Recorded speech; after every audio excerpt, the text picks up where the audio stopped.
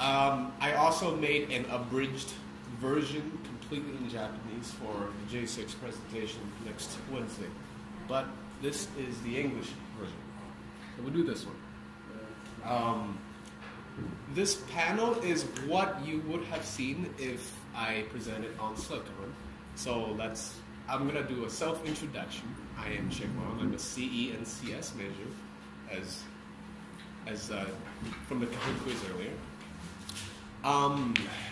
I have been in this club for 4 years. I'm graduating in 2 weeks.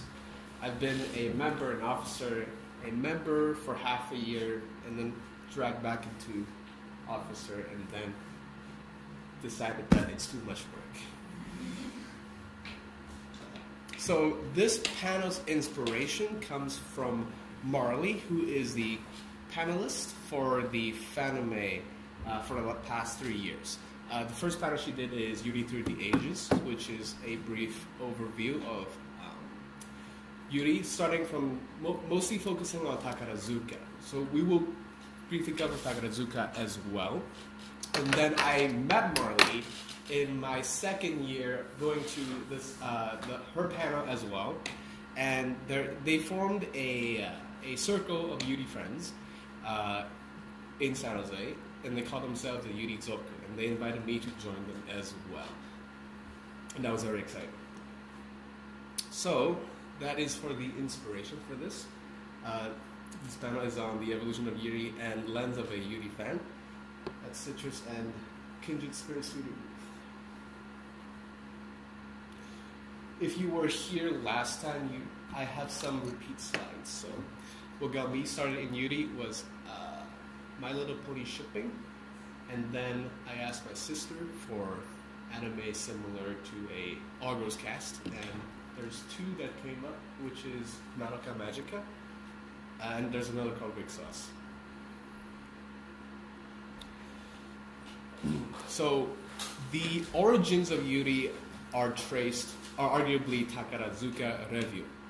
Takarazuka Review is it's the opposite of Kabuki. So Kabuki is our male cast. Kabuki is started before Takarazuka, and then there is a reverse, which is all female cast. That is Takarazuka. Started in the early 20th century, 1913-ish, and we're gonna see the origin of why Takarazuka started and how it ties into Class S, and then finally the influence that it has on Yuri and modern Yuri. Because Takarazuka is an all-female review, they do musicals and plays from. They take place from all over the place. They Western plays and traditional Japanese folklore as well. For example, Rose of Versailles, Romeo and Juliet, Romeo and Juliet. So they have a top star system. So they audition and they compete for the top star, and the top star gets to play the male role, which is called Otoko Yaku. Otoko meaning male, Yaku meaning a role, like yakuwari. So they compete for the top star, and what's remarkable about the top star is in the play, even though it only exists in the theater, the Otoko Yaku gets to romance with the Musume Yaku, which is the female role over there, the love interest. And that, even though it's similar to an idol thing, the system is very strict. They don't allow the Takarazuka actresses to be in any relationships or or interact too much with fan mails or that kind of thing. The plays that I put up, if you just look at it without any context, it's so gay, and that inspired both the actresses and the fans at that time, that they can do something that's traditionally not reserved for a female in 20th century or in any ancient history for that matter. So we're going to talk about the origin, the principle behind why Takarazuka started, and that is also the same principle with a genre called Class S. So So class S, we're going to talk about class S first, and then we'll talk about principal. Oh, it's there. The principal is called Good Wives, Wise Mother. In Japanese, it's Ryosai Kenbo. So this mantra, this principle is the reason why Takarazuka reviewed the music school and why Japan started to get interested into multiple various Western light novels and fictions that deals with a theme of intimate sisterhood, platonic friendships between adolescent girls. As you know, gender roles in the basically entire human history is mostly patriarchal, and gender roles are very well defined, especially in East Asian countries. And that is the reason that this mantra existed. The idea behind these class S stories is that they would translate it, they would read it, and they would grow up to be prepare them to get into the hetero relationships.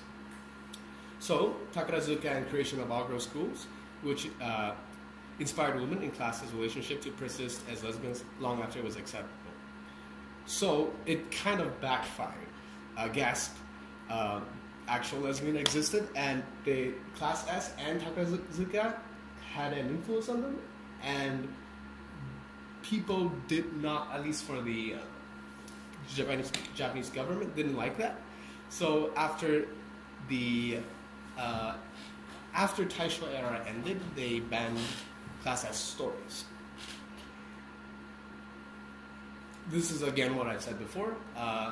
This is a common view for people in Japan at that time. So as long, and even right now too. So the idea that as long as adolescent girls in class S relationships grow out of it after becoming adult, it was considered more than normal. It was considered spiritual, like the Eastern equivalent of the lesbian until graduation trope. As a result, many stories that follow this class S love framework, they usually end tragically. Either one of them dies, both of them dies, they get separated, some kind of catch, a caveat. So the reason is, in order for stories in the class S, or any story that has a theme of homosexuality, even in the West, in order for it to be published and accepted, there must be a caveat, a catch to this relationship. Because in a heterocentric societal view, they don't really want to encourage these homosexual relationships. Therefore, something bad must happen in the story to kind of reversely justify. That's like a very simplified view of the thought behind why class S must end tragically. And there is a brilliant quote from Erica Friedman. Erica Friedman is the head lady of Yuri. She does a lot of critical writing on Yuri since a long time ago. She's pretty old. And this is her quote: "Women who loved women were tragic but noble figures. Being a girl prince meant that the princess could not live a happy life as a woman. Even for a strong woman, the act of loving another woman was in of itself destructive.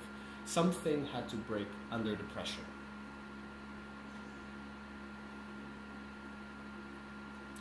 And modern Yuri kind of backs away from this, and that's a good thing. So for one example is Revue Starlight. Revue Starlight draws all the inspiration for Revue Starlight is Takarazuka, the all-female revue theater. And one thing that Revue Starlight does is it rejects the tragic lesbian trope that we talked about before. The example is that the stage girls in the school, they put on a play called Starlight, and Starlight is a tragedy story. And without going to spoilers, they rejects the tragedy ending and rewrites a happy ending. So it's kind of like for lesbian stories to reclaim their happy endings that they have, that they want to see themselves in. Tragic stories are also fine, but there is the catch that we talked about earlier, which is a gap in the representation. Class S in today's era. So it was banned, but then there is a revival of Class S 20 years ago. One example is Maria sama ga miteru. Maria looks at me. That really translates. So Class S in today only focuses on just like before, it focuses on romantic friendships between girls in a school setting. So it's always in some kind of Catholic charter school that was built during the Class S era in the Taisho and Meiji period, which is in around 1920-ish. They're almost always focusing on the relationship between the upperclassmen and the lowerclassmen. So some kind of figure that the kohai admires, like senpai, noticing. So they are non-sexual. They must be non-sexual because, by definition, Class S is non-sexual. I crossed out subtle because euphonium since then has been confirmed to be a Class S. So this is a modern example of Class S that's a little subtle, but now it's confirmed. So the unfortunate truth is that in Class S love story framework, the characters are not expected to end up together, no matter how much subtext or flirting or promotional posters that depict them really close together and intimate, no matter how many fan service went on, they are not expected to end up even off screen in a relationship. The will they or will they not teasing that defines the queer baiting, aka in the community is called Yuri bait, although some people don't really like the term. And the answer, unfortunately, is that in a Class S, they will not get together from the get-go. This is a tweet from 4 weeks ago, so you can see that the main Yuri ship in Sound Euphonium, Hideki Euphonium, is the middle one, Kumiko, and the black-haired one, Reina. But as you can see in the new movie that is came out, they are depicted in love with like the music teacher and some other love interests that are not with each other.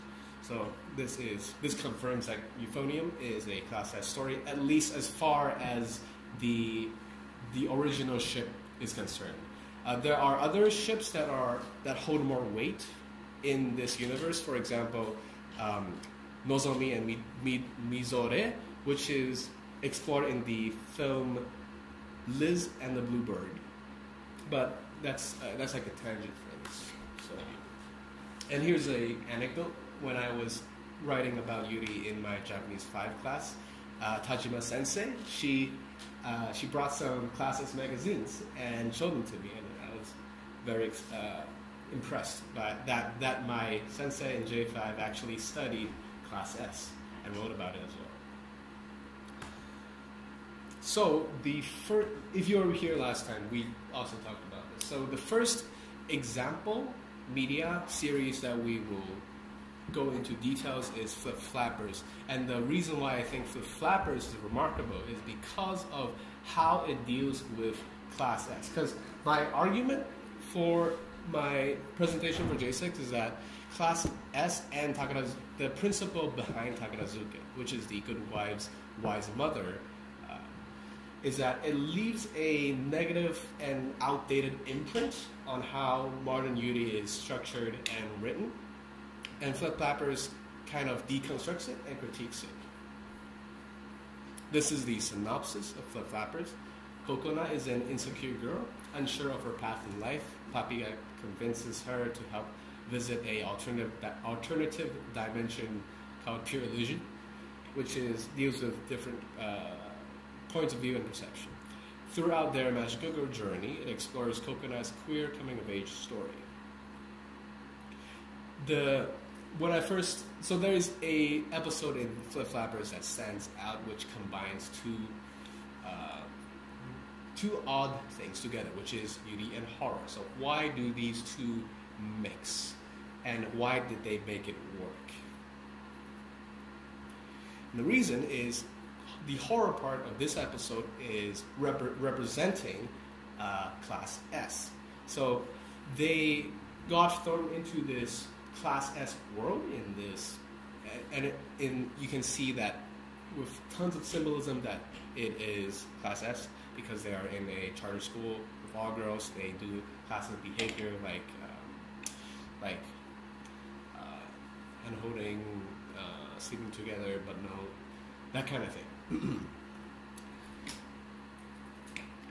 Coconut and Paprika's escape attempt from this alternate dimension ends up with them seemingly dying, putting them back into kind of like a time loop, and that's hinting at what it's kind of like a satire that Class S will continue being Class S in the modern framework if we follow the formula over and over again. So this narrative critiques Class's genre and the outdated impact it's left on modern beauty. They challenge the idea that girls and their love for each other can only exist within a certain repressed framework, which is something that the heroines need to flee from and fight against. Coconut, in the end, recognizes that she wants more than what this Class S world is offering. She wants a new future with Paprika and not just an eternity of chaste teenage crushing. I was obligated to put this section because it was meant for a wide audience in Slug Con, but I will still go over this section.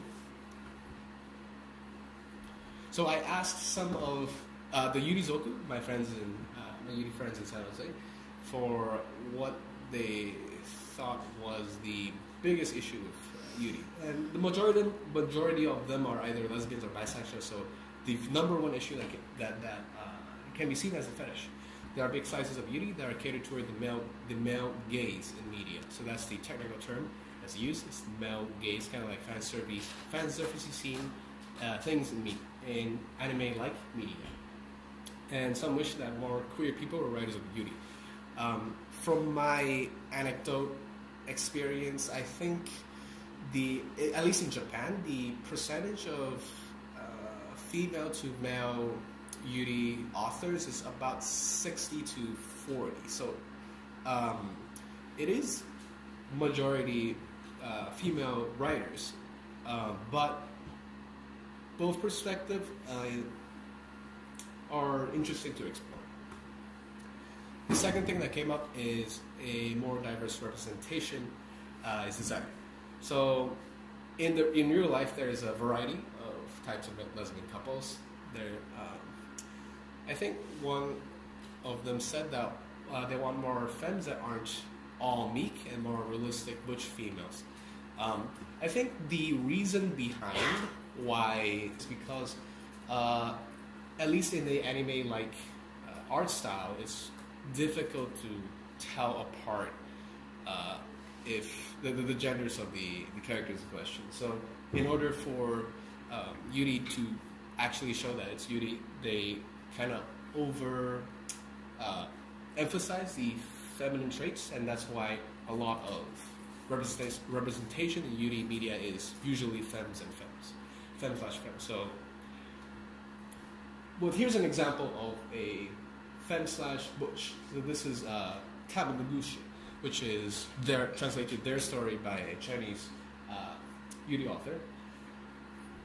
And I think that is in the right direction, that there is other representations.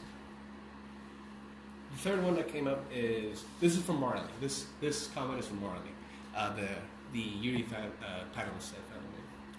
She said that their series, which it seems like the character's entire personality revolves around their libido, which reads as the male gaze issue again. And last but not least, this is the last one, which is in hentai or ecchi works, there is a lack of consent. The majority of stuff you find on hentai sites are there's usually a consent lacking concern, which is why they in the Unizoku were big advocates of kindred spirits on the roof. I will talk about kindred spirits and why they advocate for it in terms of rated 18 things. So these are common issues: discouraging non-fans from entering the Yuri fandom, as well as concerns from fans about the external image that Yuri has on mainstream media. So Citrus is a big example of this slide. So here's my take on my one pet peeve of Yuri. So my pet peeve of Yuri, the issue that I see is that there fan service arts. So I chose one pair, and I'm going to show you two different fan arts for this pair of characters. And there is a difference between the first one and the second one. So here's the first one, here's the second one. So the first one, they are looking at the camera. So it kind of implies that there is a person looking at them. But the second one, they are looking at each other. There is no third camera. So this is true in most Yuri stories, but in fan art, sometimes they look at a third person. And the main focus, I believe, for Yuri stories is to be the observer, which is why I like the kind of art where they are looking and enjoying at each other more so than the fan art of where they're looking at a third person. Because maybe there's an implication that the viewer can, I don't know, participate, but that I don't think that is what Yuri is about. So this is one criteria when I talked with Alan, is Alan was like, is this art, what makes me buy a certain art in fan anime? And it's like, what makes this a 10 out of 10? And this is a big criteria. If they're looking and enjoying each other, that gives it more likely to be a 10 out of 10. Okay, so I made a graph. Geometry, grade 8, 7, I don't know. So this is my view on the diversity of modern Yuri today. I have two axes. I have on the x-axis I have how lewd it is. So on the left side it's wholesome, on the right side it's lewd. But this is very binary way of putting it. It doesn't tell the whole picture. So I put another axis on the vertical, which is whether it's how fantasy or how, what is it called? Wish fulfillment. So there are, for example, Yuri stories where everything works out perfectly, and that kind of story is fine, but that will fall under the spectrum for the wish fulfillment or pureness, because there are some portions of the Yuri fans called purists, and they kind of want their Yuri to be that way. But on the other side, there is a more tasteful examination. There could be more conflicts that they have to navigate and go through, etc. So this is my take. I don't know how many of these you guys might recognize. There is Aoi Han, there is Citrus, and there is Octave on the upper right. On the upper left, there is Flip Flappers, which we just talked about. There is another one called Yagate Kibi ni Naru, which is bloom into you, commonly compared to with Citrus. But I think they belong in two different quadrants, which is why I don't think they should be compared to each other. On the lower right, I have Kobayashi Dragon Maid, which the club did watch. There is Tachibarakan Triangle, which is a manga that I brought. I had an extra copy. On the end, there's a Kahoot quiz, and I'm giving away some magazines and mangas. On the lower right, there is Yuri. That is the cosplay that I had when I first screened this panel with you guys, and this image. So we are going to briefly go back to why the people in Yuri Zoku, our circles of Yuri fans in San Jose, why they think highly of Kindred Spirits on the Roof. So Kindred Spirits on the Roof is a visual novel published on Steam and translated and then published by Manga Gamer on Steam. So the synopsis is that there is a pair of ghosts. They are lesbian ghosts, and then they enlist the help of one of the students because the ghost couldn't pass to the other world, and the reason why they couldn't do it is because they aren't fulfilled. Their life as lesbians was never achieved and fulfilled, so they enlist the help of the main character called Yuna to help them understand what lesbian relationships should be like. So the reason why I had this slide is they also reference Class S and how the story moves away from Class S. And it also makes a reference to Yuri. So here's an interesting one. One of the ghosts says they observed a kohai admiring a senpai, kind of like in Class S, but they say that don't you think it took an awful lot of courage just to write that letter? And this is about 45 minutes into the game, and there is a particular scene that I think that it juggles between lightheartedness and more heavy topics. So, for example, the ghost Megumi asked Yuna, "What do you think of lesbians? Do you think that when you first learned about it, do you think we were stupid? Do you think that was wrong or creepy?" And then Yuna's answer is just that, "Oh, I was just surprised."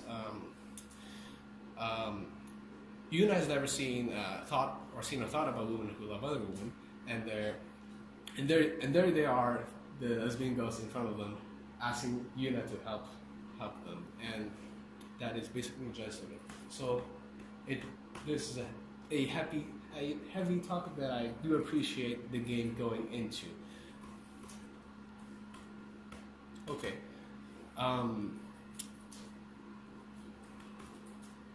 Stereotypes. This one is pretty old, so I'm gonna skip most of these because I did talk about some of this last time, but I'll go a brief synopsis of what I'm trying to get in this section. There are different stereotypes. For example, Class as purist, moe enthusiast, the R18 fan, and the tasteful, mature realist. And I put them on the same axis I had because I think even though they're stereotypes, you can see a pattern and you can understand why Yuri fans don't necessarily enjoy all of Yuri. For example, I might go into the lower right quadrant or lower upper right, upper left quadrant, etc. So, okay, this is the take-home slide that I had from last time. The mature realist, I believe, have a good attitude because he is interested in Yuri from a female viewpoint. He is aware of the important role that sexuality plays in romance and disdainful of the notion of purity that continues to haunt the genre. And that goes back to the good wife, wise mother mantra. There is nothing wrong with unrealistic wish fulfillment fantasy, which not necessarily all female fans not enjoy. They might also enjoy that. But the key balance in modern Yuri, in addition to moving away from the Class S and Takarazuka mantra, is that there should also be a breadth and balance of media in all four of the quadrants here. That's my argument. I'm going to slowly wrap up before we do the Kahoot quiz. Last year in SlugCon, I had this slide, 2008, on the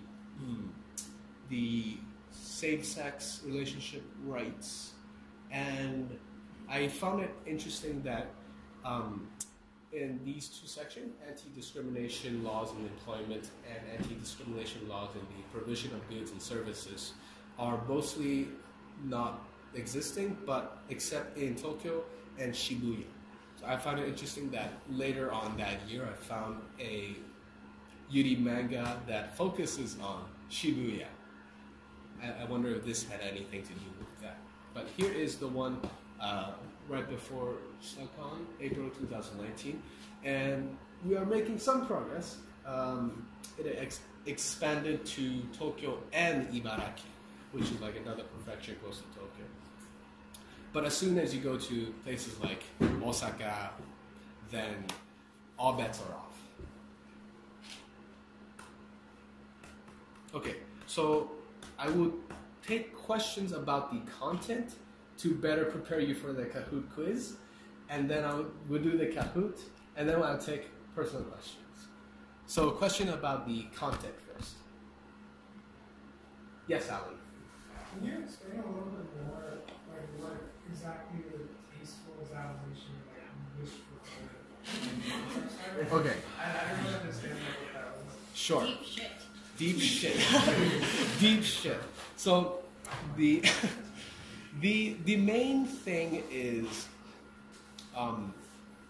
narratives that go into some kind of that have some kind of moral / some kind of satire on the current Yuri situation. Things like I want to say drama, but not necessarily our drama.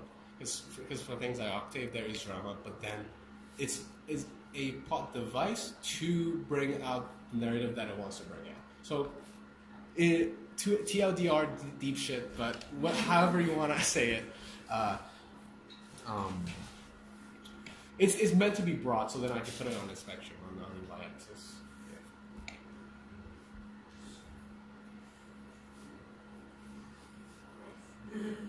You want to take the quiz?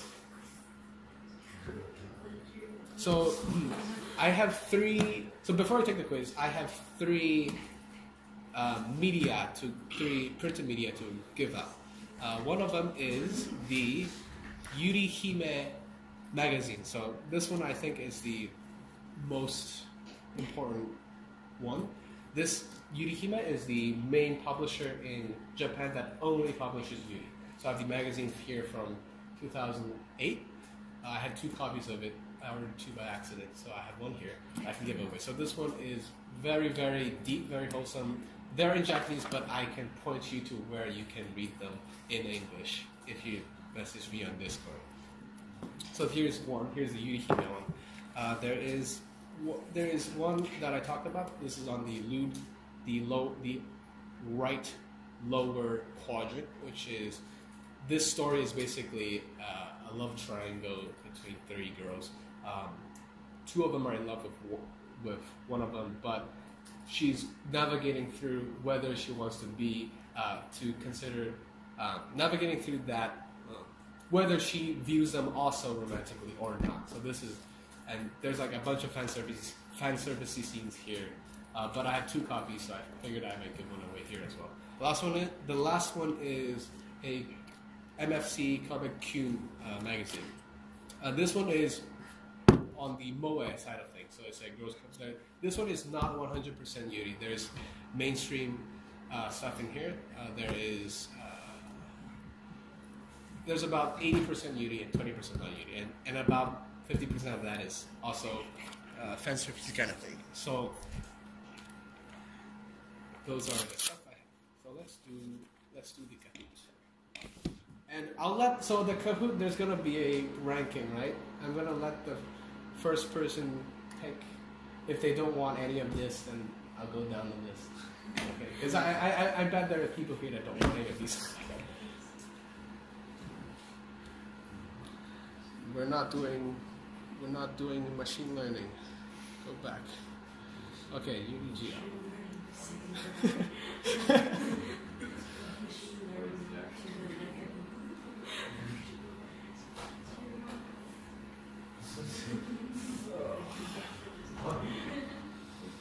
Classic, right? Yeah, classic.